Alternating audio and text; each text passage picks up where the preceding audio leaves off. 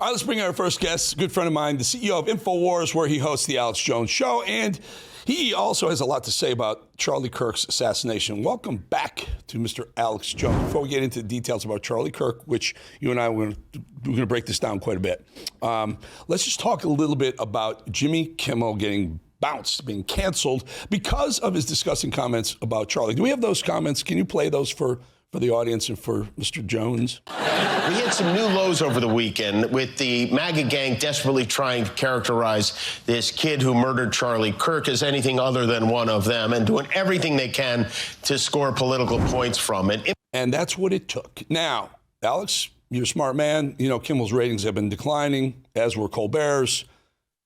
ABC, CBS now. Are they bouncing these guys because of ratings or because of what they said about Charlie Kirk? What do you think? Well, I know. I mean, I predicted when Trump first got reelected 7-8 months ago, I said all three of the late night hosts are going to be gone because you look at, the Fox late night show, it has more viewers than all of them combined. Yeah, so they were going to look for a political excuse. Yeah. That's exactly my show today. I put up the headline, learn the secret of why Kimmel was fired and Colbert. They have less viewers than you and I do in our first, segment. It's a delusion. So they're not going to pay the big banks, the big corporations aren't going to pay for a facade that doesn't deliver. And so I predict the View is going to be gone. I predict, CNN's already trying to reprogram. It's over. And so they're trying to say, oh, we're censored. And it came out years ago that Chuck Schumer, the Democrats, send talking points to Kimmel and Colbert, and that their writers basically write off of that. And so they use his horrible thing saying a right-winger killed Kirk and him making jokes about it that were totally disgusting. You watch Full Club as an excuse to get rid of him, but they were just waiting because I was reading like Colbert was paid $50 million a year, $100+ million to produce the show. I mean, we have shows that cost a few million to produce a year that have bigger audiences already. I mean, I'm not trying to brag. I know you have a big show, but my show, even censored, years ago, still had 20 million a day. It's like 50, 100 million a day on radio, internet, everything. So you can't keep track of it. So these people are a facade. They're a joke. This wasn't Trump going in and removing these shows. Trump suing the networks for lying about him. He should. But at the end of the day, they woke up dead. They were already in the coffin, buried years ago, no viewers to speak of with the budgets they had. So they're losers. So they're using political excuses, as you just said, to get rid of them. Yeah. So it also strikes me, The View, they ignored it. They were on today. So Kimmel gets bounced last night. Today, The View doesn't even mention it. ABC, The View doesn't mention that their late night star was pulled because of the Charlie Kirk comments. At least that's what ABC is saying. Here's what really happened. Let's talk a little television, shall we, Alex? First, it was Nexstar, which is a conglomerate that owns 200 stations, probably owns 30 or 40 ABC stations. I think it was 37 ABC stations.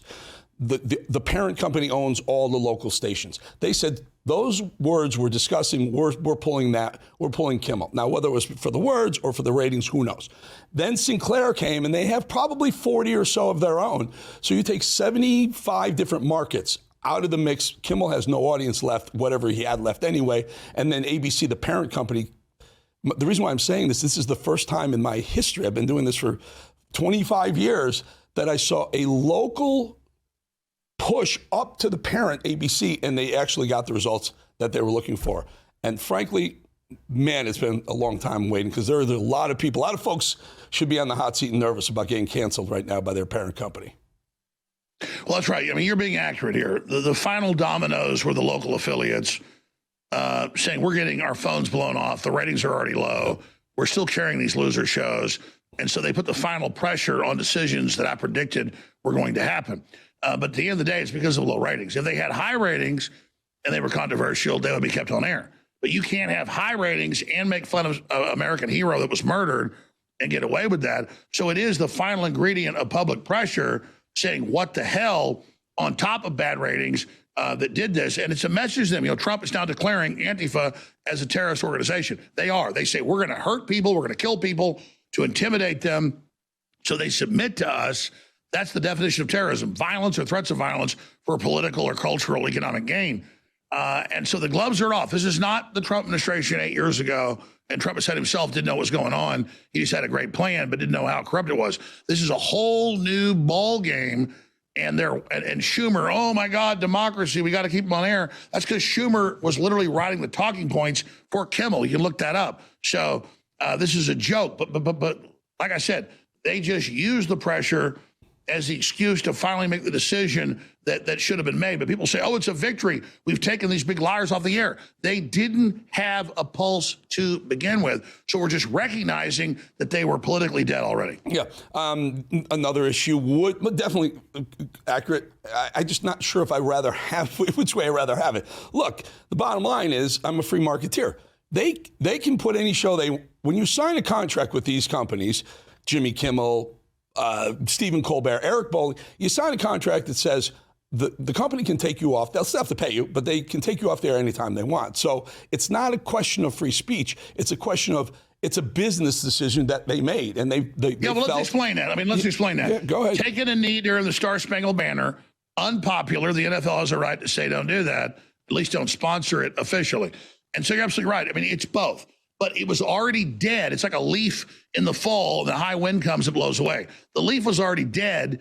The high wind of people pissed him making jokes about Charlie Kirk's death, that blew the leaf. Well, so that bothers me, Alex, because now they're using Charlie Kirk's death as a reason to get rid of dead weight programming that they had on their books anyway. In other words, man up and say, you know what, final straw. Not because of those comments. And by the way, we don't know if Kimmel's coming back because this is a quote-unquote hiatus. We don't know if they're going to. No, I agree. Back. They're hiding behind the Kirk thing like it was political. Exactly. They're using that to get rid of dead weight, as you call it, to jettison the flotsam, so to speak. And that feels cheap to me, especially knowing Charlie Kirk as well. Well, of course, that's what they do. That's what they do. But we know corporate media is dead.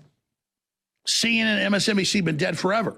So I'm saying they're just recognizing that we're not going to take shows with no ratings. The clips of Kimmel saying horrible things have 50 times, 100 times the views of his actual show. So it's like I told Brian Stelter once on the phone with Tucker Carlson at his house. We go, let's call Brian and make a joke. And I go, Brian, you were never popular, but me playing clips of you on my show would have 20, 30 million views, every one of them. So you were popular being made fun of, but your show wasn't popular. So in a weird way, Kimmel and Colbert are huge stars, but only as clowns. Clowns, and also in the digital world, clipping stupid comments that they make, things that they take shot, and that's why they do it. That's what their monologues be. Back in the day, you're old enough to remember Johnny Carson and some of the old school nighttime hosts. Yeah, they poke fun at the president, but it didn't matter if the president was Republican or Democrat. They poke fun at Bill Clinton for the little intern he had under his desk. When they would do it, but they had their finger on the pulse of populism. Right. Carson was a king with like a third of the or half the late night viewers because he went with the people. Yeah, that's why he had ratings. So when you go against the people and lie, then you're not popular. Yeah. And the point is that they became Kimmel and Colbert. Their whole shtick was just crapping on Trump and MAGA. I know you're a smart guy, but you can look this up. You know what's come out? The Democrats sent talking points daily to their writers. No, I've heard this. Not only to the late night hosts, but also to the morning hosts. And if you know anything about TV, you'll know there are 2 times of the day that you move the needle politically. It's in the morning. That's why the morning shows look happy and fun.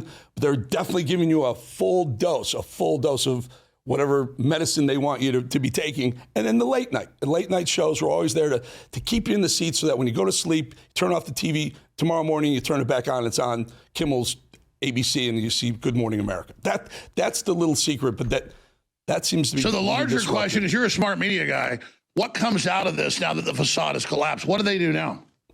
They're going to have to earn it because digital just showed them that they can't just turn on the TV, put any crap up there, and people will watch it and buy the products anymore. So they're going to have to start earning it.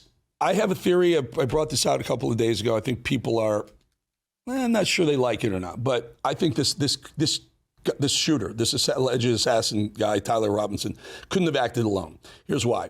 He takes a shot, perfect shot, lines it up perfectly. Okay, maybe he was that good of a shot, got it. But immediately, a 72-year-old guy named Zinn stands up and says, I did it. He creates a diversion. Everyone looks over there, cops arrest him, all the cops go there, and the assassin gets off the roof. And then a nut job stands up in front while everyone's down on the ground, right in front, right there. We had a kid standing right next to him on the show. He said that was odd because as soon as that shot happened, he stood up. And if you're a human being worried about an assassin's bullets, you don't make yourself a bigger target like that. Okay. Then, let me add one more thing. Mad Dog, let's go to the full screen of these texts. Now, Alex, listen to these texts. I don't know about you, but you want to talk about a conspiracy theory that might hold some water here. Where sounds like Chat GPT wrote it. Well, even more so, look what they've done. I'm still okay, my love, the guy to the other guy. Roommate says, were you the one who did it? I am. I'm sorry. Admission of guilt right there. I thought they caught the person. So then Robinson says, no, they grabbed some crazy old dude, then interrogated someone in similar clothing. He puts himself in the lobby, in the theater to have taken the shot. Okay, so now you've got an admission. I was actually there. I can prove I was there. And then why? Why did I do it? Yeah, I had enough of his hatred, Robinson said. There's your motive. Now you've got a motive. And then one more, Alex, this is the one that kills it. This is one that makes all the sense to me. How long have you been planning this? And he says a bit over a week. There's premeditation. Those are all the things you need for a slam dunk, first-degree murder, premeditated first-degree murder case, and throw that guy into the firing squad. I think Utah has a firing squad. So it really feels to me, Alex, that there's a bigger cabal than just some guy who was trying to defend his boyfriend, roommate. I 100% agree with you. So here's the deal. I've interviewed state reps that were on the ground that literally talked to Kirk Mintz before he was killed. I've interviewed a bunch of other law enforcement sources, you name it. And you got clearly this guy on video on the roof, but then the gun here and there doesn't match up. And then you've got everything else that's involved. But we know that NGOs, Democratic Party, and the UN were funding this tranny militia, this tranny Antifa that was there. We know 6 trannies said 2 days before, the day before, he'll be dead, Charlie Kirk, tomorrow. Yeah, there's some text on Discord that say he'll be dead soon. Yes, go ahead. Well, yeah, but it was also posted publicly. Then they said the day after, or the day, we told you we were going to kill him. So then I was talking to the state rep and others, and it's in the local news. He's seen jumping off the roof and getting in a car and driving away. And so obviously, and then you have the Democrats calling for Kirk's murder, celebrating his murder, then Kimmel trying to say it's a right winger. So clearly, the guy 3 weeks ago that shot up in Minneapolis, Minnesota, the Catholic mass of kids, that was real. You've got the last 7, 8, 9 of these attacks. So definitely these groups are there. But then you look at the NGOs, you look at the tranny mafia in the NSA that Tulsi Gabbard's exposed. You look at them, did they piggyback? Obviously, you had people in the crowd chanting, kill Charlie Kirk. You had them saying he'll be dead tomorrow. You had this Zen guy, who's this big leftist operative, literally jumping up and saying, I killed him, and then telling police I did it so he could get away. How did he know to do that? Right. Then I talked to the state rep and others. There were all these goths and devil worshiper types with pentagrams around their necks. I interviewed him yesterday, literally laughing and saying, good job to the shooter and celebrating. So, yeah, if you don't think elements of the government or the NSA knew about this, this was a big planned event. So I think he was involved, just like Crooks. We now know from experts and the acoustics and the witnesses and the bullets, it wasn't just Crooks in Pennsylvania. There was another shooter out by the water tower in the woods. So I believe some other group piggyback. Well, we have Podesta in his plan in August 2020 saying if Trump wins, we're going to launch blue state secession, civil war, all this. Then when Trump was about to win again, they said, okay, we're going to implement the plan. So clearly he had help. Clearly NGOs were funding him. That's confirmed. And so if the FBI says they're investigating people that had prior knowledge, no, they knew.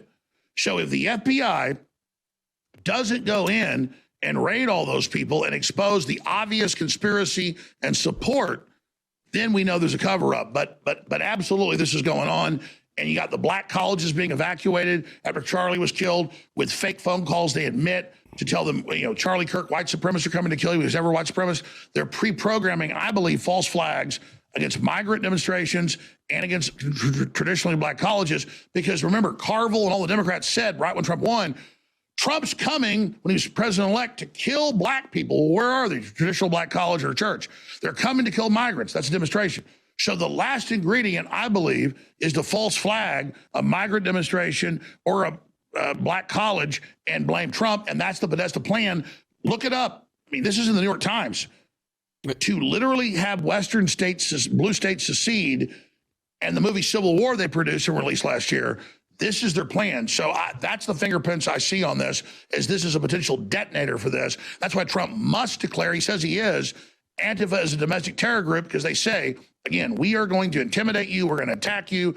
You have Destiny, this podcaster is very popular, saying we need to kill more Republicans, so they're scared. That lunatic, this Destiny guy, whatever, I don't know what his real name is. That guy is an absolute nutjob.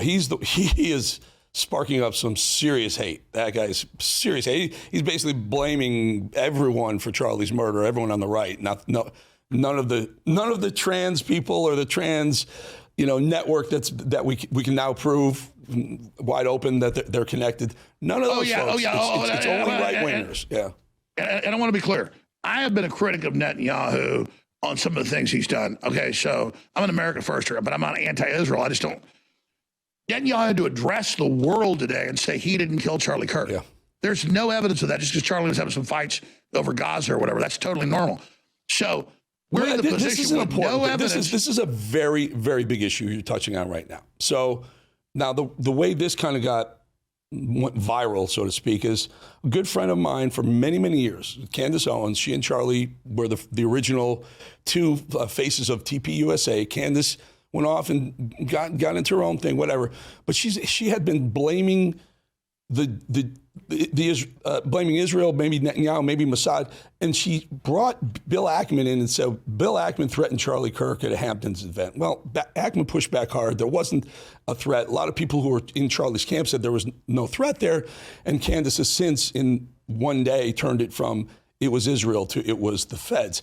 So we have to be very careful who we point the finger at, unless you just want your reputation to go up in smoke. But let's be clear. It bothered me that she said she was very definitive that she believed Israel was behind this assassination without any real credible evidence.